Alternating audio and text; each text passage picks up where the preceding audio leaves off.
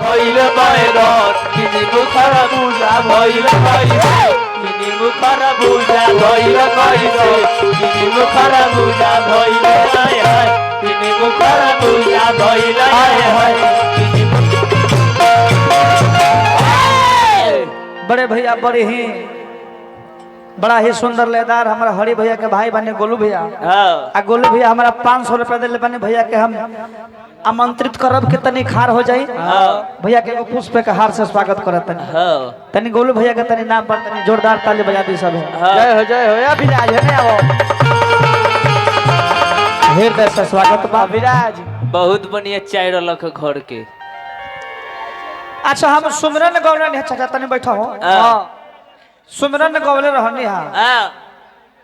त हम शब्द के प्रयोग ना कोई नहीं जे उसे केहू के खराब लागे ना बोल हम तनी हंसे वाली बात कहनी तनी मुनी नाच देहनी आई बाकर माइक हटा के ऐसन ऐसन बात कहले हो कि सुनहु में लाज ना शर्म के मारे मन करी के डूब के मर जाई हो।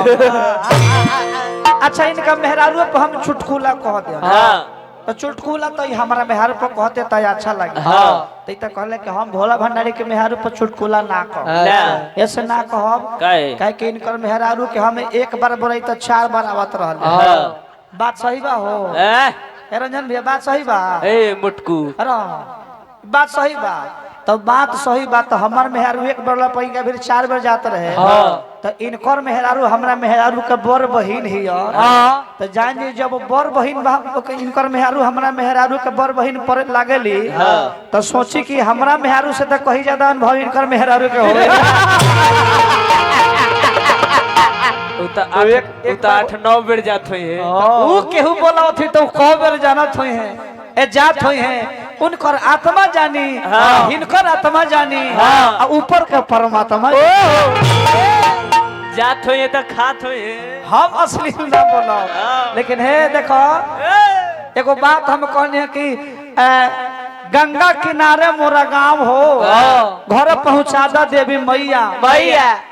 अंगना में अमवा के छाव हो छाव घरे पहुंचा दा देवी मैया मैया तो यहाँ के कहने कि ना